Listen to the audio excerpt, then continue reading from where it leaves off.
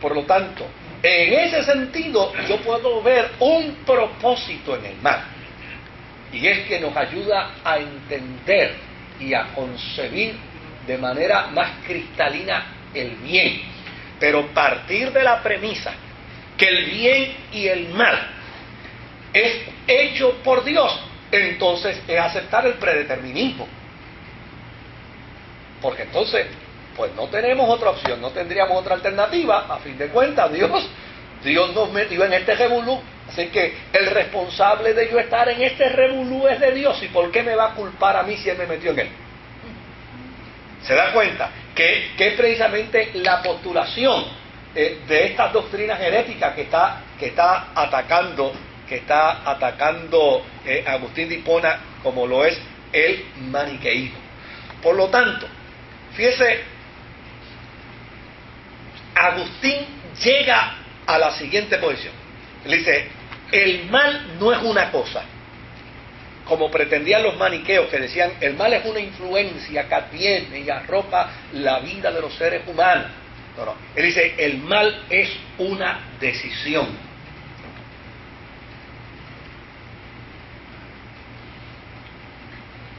El mal es una dirección. El mal es una falta o negación del bien.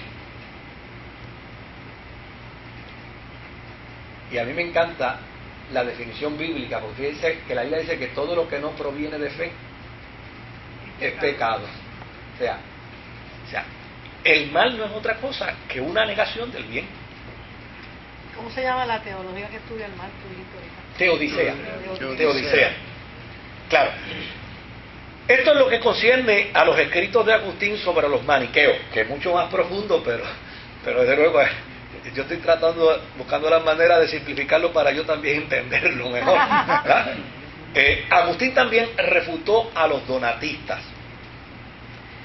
¿Se acuerdan que los donatistas eran tan austeros con su fundador, con don Donato, que llegó un momento a postular y a decir que un cristiano que tomara los sacramentos por parte de alguien que no estuviera en una postura austera de santidad, pues ese sacramento estaba invalidado.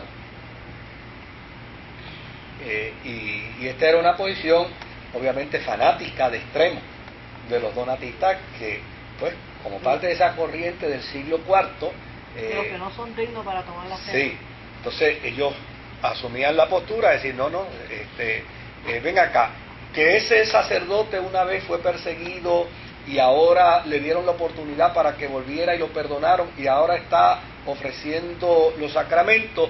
Quien tome los sacramentos de este individuo llana y sencillamente perdió su tiempo. Ayer me hicieron una pregunta en el programa de televisión sobre cuál era la opinión mía de algo que alguien había dicho que no me interesa quién lo dijo, pero que había dicho que si un creyente estaba ofrendando y diezmando en una iglesia donde no se observaba la doctrina de la Sagrada Escritura o la sana doctrina, pues ese miembro estaba tan en pecado como el pastor de esa iglesia que no aplicaba la sana doctrina por estar dando dinero a esa iglesia. Y obviamente, yo he escuchado que es una advertencia. Sí. Cuidado a quien le dan su Por ofrenda. eso. Entonces, a mí eso me crea una preocupación, porque me crea una preocupación en dos áreas. Número uno, porque si bien es cierto, la iglesia necesita la aportación económica para subsistir, sería una vergüenza para la iglesia que su prioridad fuera el dinero. Estamos de acuerdo. O sea, sería una vergüenza para la iglesia, porque estaría contradiciendo lo que la Escritura dice, que no se puede servir a Dios y al dinero a la misma vez. Entonces, si yo empiezo un sermón y diciéndole a la gente, mire, Dios lo cuide y lo bendiga, ¿verdad? El pastor de aquí al lado está equivocado, no le den nada, pues entonces lo que yo estaría presentando con eso, que para mí es más importante el dinero. O sea, y que el castigo más grande que yo le puedo dar a uno que discrepe de mi posición quitándole el dinero. Entonces, con eso yo estaría avalando que es tan importante el dinero. Y eso para mí. Y por el otro lado, es que el hecho de que el desconocimiento que se tiene de la sana doctrina, que es una sana doctrina, ¿verdad?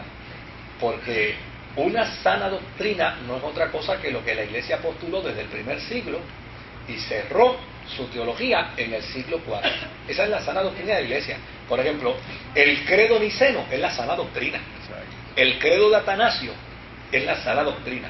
El afirmar que Jesucristo es nuestro Señor y nuestro Salvador y que nadie va al Padre sino a través por Él, esa es sana doctrina. Lo demás es lo demás. ¿Verdad? Lo demás es simple y sencillamente conceptos de dogmas. Que si la mujer se tiene que dejar el pelo largo, se lo tiene que cortar, eso no es parte de la doctrina de la fe. Eso no estuvo, de hecho, en todo lo que vamos a discutir de la historia de la iglesia, nunca estuvo ese issue en la iglesia primitiva. O sea, ese no era el issue. Entonces, pues desde luego, condenar a una iglesia porque no cree como yo creo, me parece que es un ridículo. Y decirle a la gente que no le den dinero a esa iglesia porque no cree como yo creo, entonces ya no es ridículo. El ridículo soy yo, porque le estoy diciendo a la gente que el dinero es más importante. El dinero es más importante. Y eso, ¿verdad? Bueno, yo tenía un amigo que decía que él comía en su casa. Y yo tengo mi compromiso con lo que la Biblia enseña, no con lo que la gente pueda decir. Y ya yo he pagado bastante precio por eso, hasta me votaron. Ok. Agustín también refutó esa postura del donatismo. Y mira cómo la refuta. Él dice, la validez de los sacramentos no depende de la virtud moral de quien los administra, puesto que entonces estaríamos en una duda constante, pensando, ¿habré yo recibido el sacramento de una manera válida? Pues, porque para entonces tener un oficiante de los sacramentos tendríamos primero que tenerlo en supervisión 24 horas al día. Y es imposible, sobre todo cuando la Biblia enseña que yo puedo estar ganando a otros para Cristo y yo perder. Exacto. Como dijo Pablo, alto que yo predicaba. No, y el mismo Jesús, habiendo sido heraldo a otros, yo finalmente se ha condenado. Y el mismo Jesús cuando dice que vendrán ante él y le dirán, en tu nombre echamos fuera demonios, en tu nombre hicimos... Señor, o sea, porque ya no sencillamente yo puedo ser un perverso, yo puedo ser para no usar a nadie de ejemplo, ¿no? ¿Verdad? Pero le puedo hablar a alguien de Jesucristo y la palabra trae convicción al corazón de él y la persona convertirse. Ahora, porque esa persona se convirtió y se convirtió porque yo le prediqué, nadie puede decirle ahora, pues tú no estás bien convertido porque ¿quién te convirtió fue un pervertido? ¿Se da cuenta? Entonces, esa decisión la iglesia la tomó en el siglo IV gracias a la aportación de Agustín de Hipona. Y por el otro lado, Agustín de Hipona también escribió contra los pelagianos. Sí. Pelagio era un monje de origen británico, hablamos de él. Era también austero. Fíjese que muchos de los problemas que tuvo la iglesia en el siglo III, en el siglo IV, lo tuvo con las personas que eran más espirituales. Pero lo dijiste austero. Sí, por eso, pero esa austeridad era la interpretación de la espiritualidad que ellos daban. Sí, pero ya al decir austero ya estamos diciendo que es extremista. Por eso sí. O sea, que no es un fanático. No, desde luego que no lo es. Estamos reconociendo que es un extremista. Desde luego. Pero lo interesante es... Que hoy le dirían a lo mejor fundamental. Sí, pero lo interesante de eso es precisamente que partía de ahí, partía de ese tipo de personas que no tenían la capacidad de la tolerancia. Rígido. Era una rigidez, gracias por el término, era una inflexibilidad